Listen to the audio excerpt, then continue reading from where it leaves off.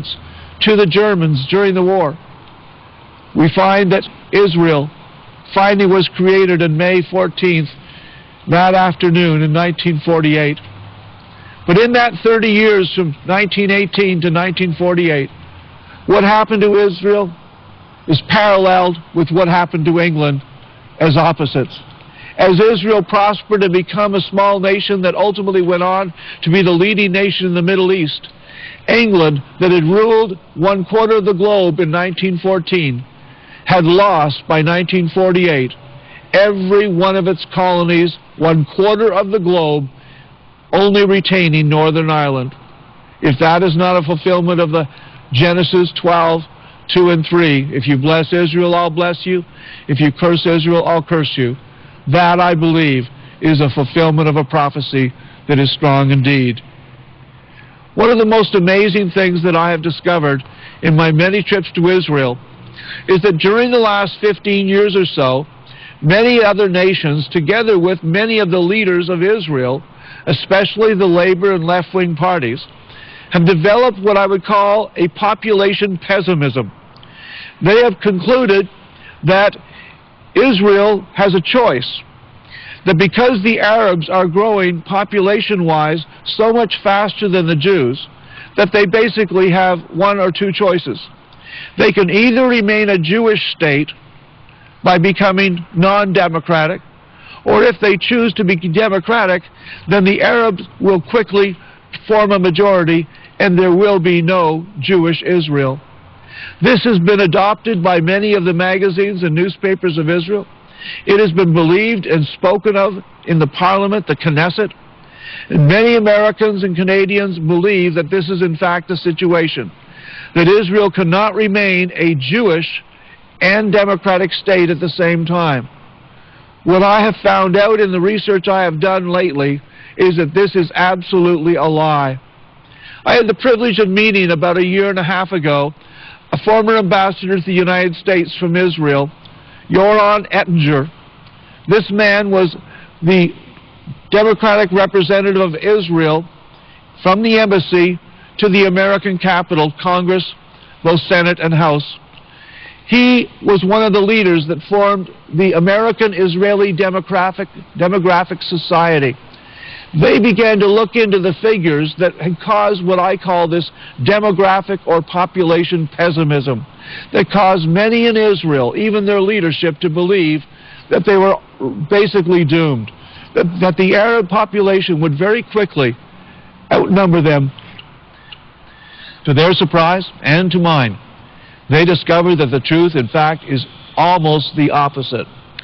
If we go back 30 years, the Arab Palestinians were growing at a rate that the average Palestinian woman had an average of 6 children in her lifetime.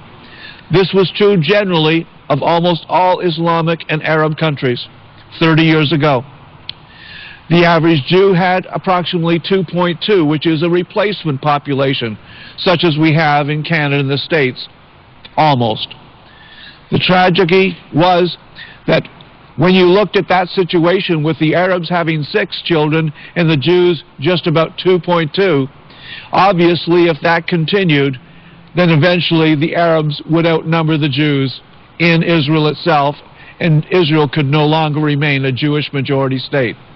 But here's what they found. Western taxpayers have been providing since 1994 multiple billions of dollars in foreign aid to the Palestinian Authority every year based on these inflated Palestinian Arab numbers. Amazingly, I found that not only do the Americans and Europeans trust the Palestinian census figures, but so did the Israeli census. They would just take whatever the Palestinian Census Bureau gave them as the number of Palestinians in the West Bank and Gaza and assume that those numbers were correct. But what we have now found is that they were inflated tremendously. For example, the Palestinian Census Bureau says that there's 3.8 or almost 4 million Arabs living in Gaza and the West Bank. The reality, based on the latest count, and this includes Palestinian government authorities, not from their census, is that the Palestinian population in West Bank and Gaza is 2.7 million. In other words, they inflated the Arab population in the West Bank and Gaza by over 1.1 million Arabs. How did they do that? And Israel accepted it naively.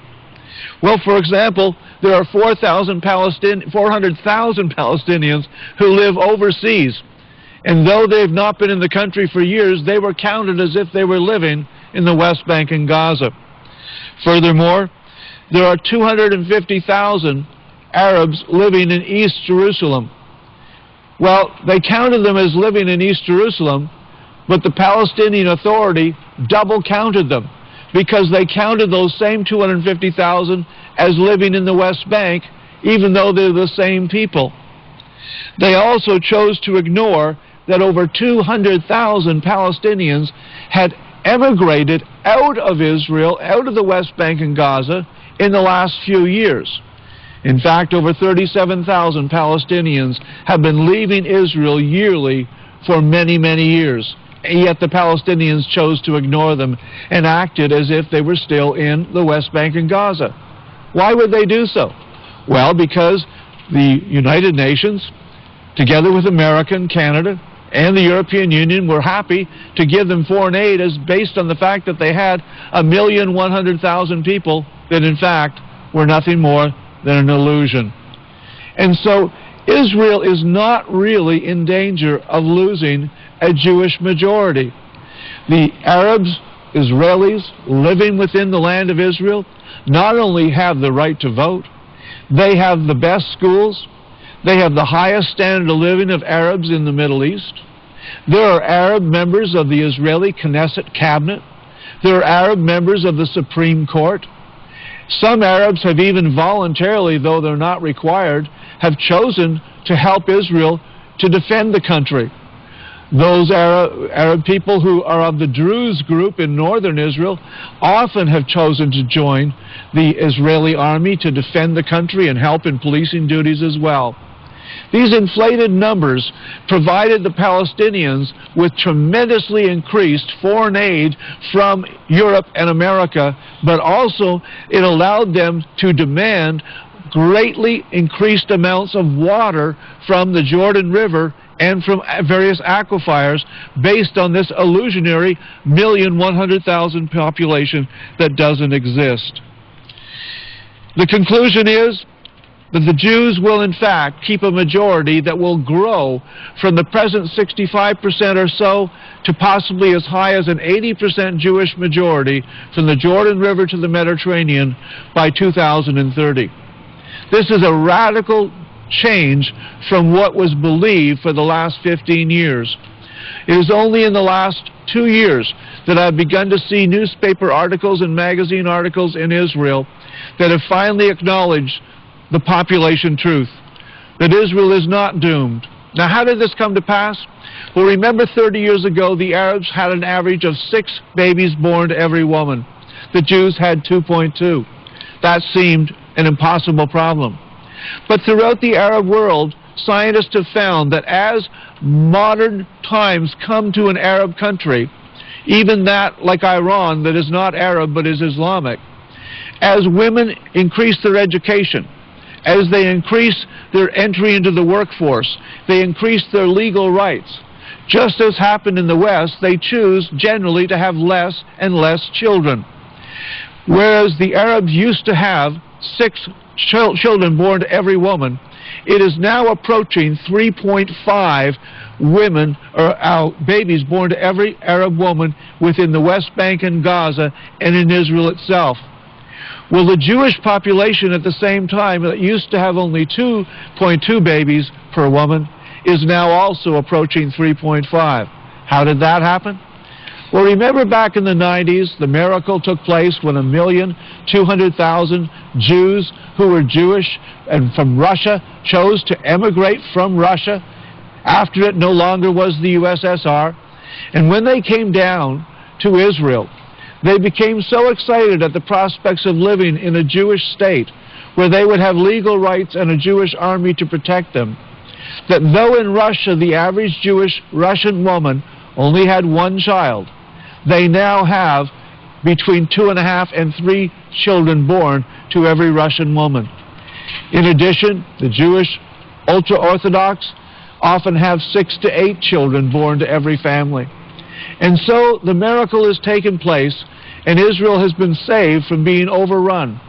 And just as the Arab countries can proudly exist, 21 of those countries as Arab majority countries who also are free to practice their Islamic religion, Israel, as the only Jewish nation in the world, can proudly know that it is going to maintain its Jewish majority, and it can maintain its Jewish culture and religion. We're living in astonishing times. Miracles are happening, and this miracle of God's blessing to Israel is manifested in the increasing Jewish majority population of Israel, and that they can know that they will continue into the future as a Jewish state, as God has promised. God promised Abraham he would give him children as the sand of the sea and the stars of the heaven. The Jewish people will never, ever be annihilated. They are safe in the land and will continue throughout the rest of the history. The Bible tells us that many wonderful things are going to happen in the millennium as Israel goes forward. For example, the Bible tells us in Ezekiel chapter 47 and 48 that when Jesus Christ wins the victory and sits on the throne of David in Jerusalem, having defeated the Antichrist and the false prophet and the armies of the world that came to destroy the Jewish people, that God is going to introduce the millennial kingdom of God upon earth. And that's going to be a case where he's going to divide the land of Israel from the Mediterranean all the way in horizontal slices to the Euphrates River. It'll be far vaster than it was ever in historic times, even under King David and Solomon. Each of the 12 Jewish tribes will be given their allotment, and there will be a holy land and a holy city placed in north of the present-day Jerusalem. Physical changes are going to take place. The Bible says very clearly in the prophet Ezekiel that God is going to cause a vast river to flow out from underneath the temple in Jerusalem and flow down the Kidron all the way to the Dead Sea. The Dead Sea has been a dead saltwater lake for all of human history. Yet God says that the fishermen are going to dry their nets on the side of the river leading to the Dead Sea for the multitude of the fish that will be caught there. The Dead Sea is going to become a live, fresh sea as God is going to transform Israel. The Jordan River will be vastly increased. Deep beneath Jerusalem, while presently there's only 3 little springs that feed the city within the city boundaries, most of the water comes from 40 miles away from Solomon's pools through an aqueduct that is over 3,000 years old. God says that he's going to draw water from a river deep, deep under Jerusalem. I've had the privilege of talking to geologists who tell me that they do believe that artesian wells could well discover a vast aquifer very, very deep under Jerusalem. What I do know is that Israel has just discovered an aquifer that is deep under the Golan, where the Golan comes down the hills toward the Galilee, that has a vast amount of water that will literally refill the Sea of Galilee once again. God's promise of blessing to Israel is real.